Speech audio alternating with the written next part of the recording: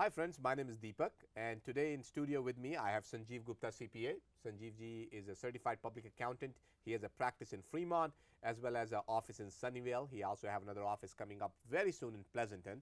And I'm pretty sure you guys have heard Sanjiv on radio. You probably have seen him on TV. A lot of you guys obviously met with him in person. But Sanjiv ji is here with me today and I'm going to talk to him about a very special topic today. And that is setting up businesses in India. It's something new, something different. A lot of time we talk about setting up business here in the United States, but setting up a business in India is obviously quite different. As you guys know, the tax laws are quite different there. Setting up a business itself, the structures are quite different there. The process of setting up a business over there is quite different, and operating a business over there is quite operating. I don't need to explain you how Indian economy is booming. Everybody knows that. And by the way, when we talk about businesses, it could be as small as maybe owning a real estate under a business name. It doesn't even have to be a big IT firm or anything like that. It could be maybe investment into stocks or maybe some investment firm or some other stuff going on. So it doesn't have to be even a big business, but the tips Sanjiv ji will provide us today will help us both with small businesses and big businesses. So without further ado, let me welcome Sanjiv on our show. Sanjiv ji, welcome. Good morning, Ji. So this topic is obviously very exciting. Whenever we talk about India, we all get excited. But this time, it's about setting up a business. And a lot of time when we do some transaction in India, we don't really think about setting up a business. We just think about doing a transaction and then come back home as fast as we can. So give us some help with that. Okay, so it's more important nowadays with foreign exchange. You know, it's going up 61 rupees to a dollar. So it's better like looking at people are looking ways to invest in India. So Bay Area is full of IT companies, and they always want to expand in India. Their back office support is in India. All those companies are in India. So they always come back to our office and ask me what's the best way to A, to get tax deductions here, B, to closely monitor the activities there and avoid paying Indian taxes too much. See, in India there is a service tax rules. Service tax is there. So whatever money, whatever you transfer from here and is used for generating revenue or providing services, there is in addition to tax, there is a service tax.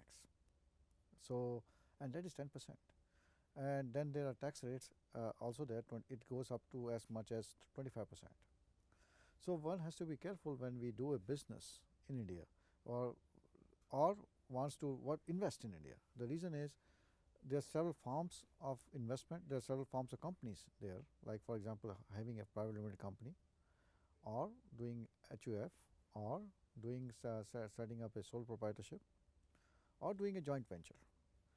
So in most cases people here wants to control the operations there. So it's important that they do a subsidiary company setup. Why subsidiary? If the company there does not want to sell any products outside to any person, only to they are just lending services to US or to US customers, then it's important to control their operations. Then people here wants to control whatever is going there. So it's important in that way to have a subsidiary in India. When you have a subsidiary in India, all the cost you can take deductions here because you're doing that expenses there. That's just like a satellite office, basically. Satellite office. Of course, you have to have a filing requirement. You have to file as a subsidiary, Indian subsidiary of US company in India for that company, but there will be no tax because you are just running services. There is more cost, no income. So of course, as I said, filing in India is important. Secretary of ROC filings are there in India. Company secretary will certify it. All those filings are important in India. You save a lot of taxes here because you can book all those expenses. Plus, the labor is cheap there. So you have a control point. You take tax deductions. Labor is cheap also there. So you have a lot of plus. But you probably still end up paying payroll tax, right? No. See because they are contractors, they are not. You can't pay the payroll taxes in US. You can pay to the company there. The subsidiary company will bill you for services and you pay to the subsidiary company. Of course, the subsidiary company will pay the employees the payroll. There will be payroll taxes, the ESI, all those payroll tax rules are there. So there, but it must be, remember, it is 61 rupees to a dollar. So paying payroll tax here and paying payroll tax there makes a lot of difference. So there's results in a lot of savings. So that subsidy is important. Now, if you don't want to retain that headache, means we don't want to go through that setting up the hiring employees, going to the filing requirements, then you can look at the joint venture. What is this joint venture? This company in US can have up to 50% holding in, let's say 49% holding in the Indian company, and rest 51% can be held by by the people there. It can be Indian resident, Indian citizen, or any company that can hold 51%. They can do a joint venture dealings, right? And in that case, it's two separate entities, but they still retain some control, the US citizens, and they also retain some control on the company, the Indian residents. So joint venture is important. Now you have not much control; you have just few control. Okay, uh, if if they say if the U.S. residents thinks the citizens wants to do still don't want to do that way, they can do they can set up a sole proprietorship. They can hire contractors, like a lot of small business owners. They hire they hire few contractors there. When you do that, you have to make sure that you have a W-8 ban form signed by those contractors, because W-8 ban says that those contractors will be getting income in India and they're going to pay taxes. As we have said earlier, that double tax avoidance agreement is there. So as per that agreement, these people have to pay taxes on their income in India. So one has to make sure through this W-8 ban form. Then once we do that, you can wire the money, transfer the money, and get the tax deductions. The other thing is the other system can be branch setup. You can have a branch in India, not a subsidiary, but a branch office operating as like a branch, right?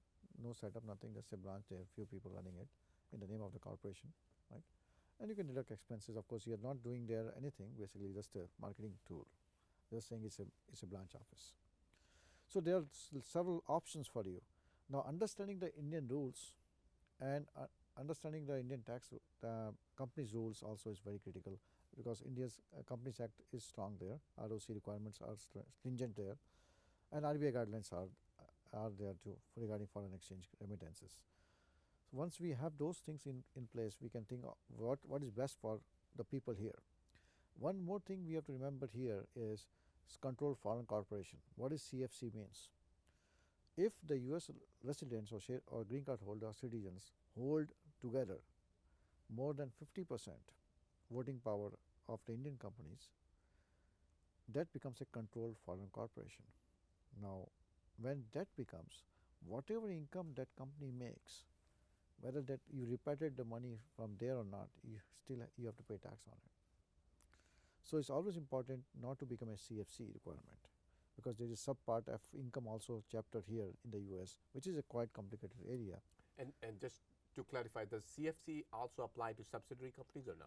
No, because it's 100% owned. Okay, that's what I thought. So definitely then whenever the distribution of profit comes in, then we pay taxes on it, right? So you must have seen big companies, they have offices in India. Their holdings are much less. They are subsidiary company or they are joint ventures. Microsoft India Limited, or joint venture with Microsoft US. So either a subsidiary company or a joint venture. Any big companies, all Infosys, all this type of companies, they have separate branch office or subsidiary companies.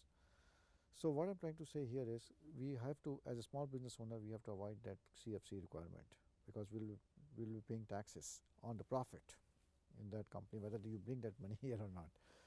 And the other thing is, we have to worry about the FBAR, Foreign Bank Account Report, because if your US shareholders holds more than 10% or 25% stocks in that company, you have to report that interest. And there are other forms like 8938. If you generate income from that investment, and that investment is more than $100,000 during the year, under $50,000 as of December 31st. If that investment exceeds that limit, you have the requirement of a Form 8938, FBAR, and 926. Form 926 is also there.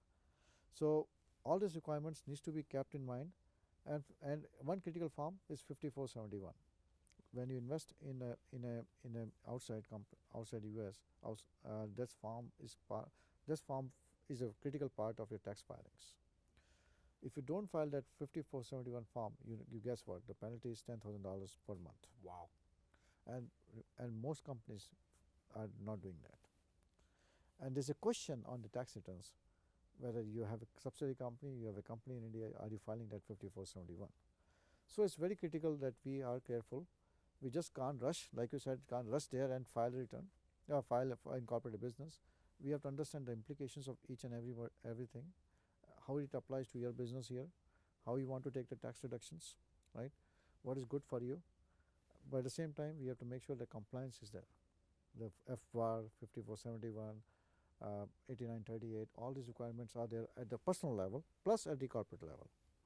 So one has to be really careful when one plans is setting up a business in India. So there you go, friends. I'm pretty sure by now we have confused quite a few of you guys as to what is the right entity to set up in India. Well, the truth is there is no one answer. The answer will vary from person to person, but there are so many options. As you heard Sanjiv, Sanjiv didn't talk about S corp or C corp or LLC. The names they use, the way the things function are completely different. And then more importantly, what's the function of that company is going to be? Is that company going to serve the clients in India, or is that company going to serve the clients here? Are these people going to be your employees or somebody else's employees? How are you going to operate? How is the company going to profit? And what is it that company going to do with its revenue and at the end of the day with its net profit? So a lot of things matter when it comes down to starting a business in India. However, one thing that is quite clear is a lot of people, at least the business owners, also have some sort of satellite office in India.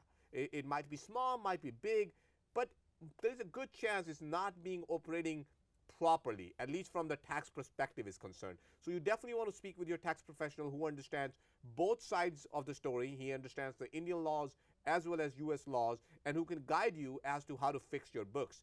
If you don't fix the books, the biggest challenge is when the time comes to bring that money back home, you will run into a lot of challenges.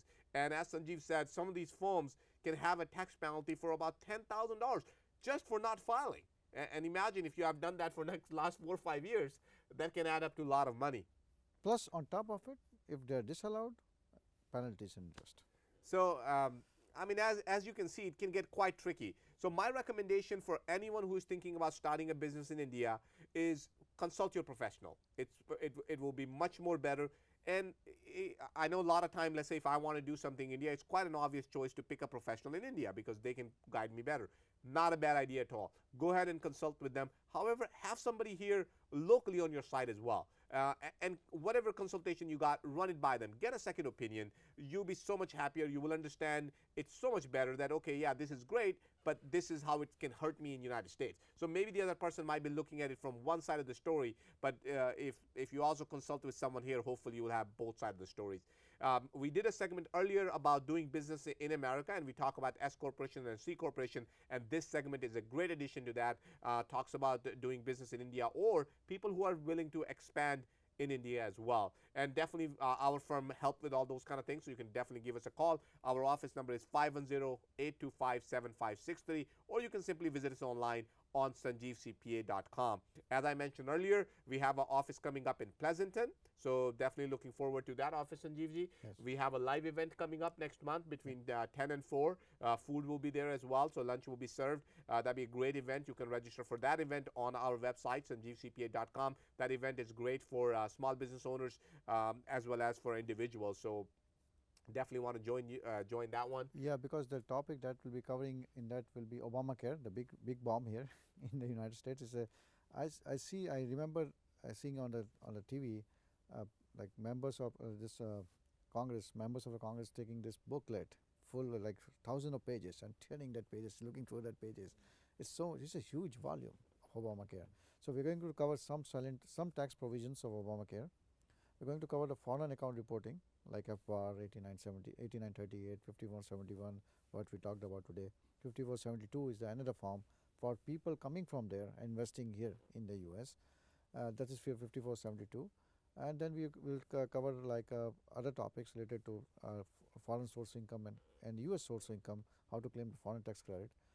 And then we are going to talk about the tax planning, state planning. State planning is another area where definitely we are looking into that area. We're opening that area because we find people on both the countries have properties, have investments, but neither there is a will or neither there is a trust.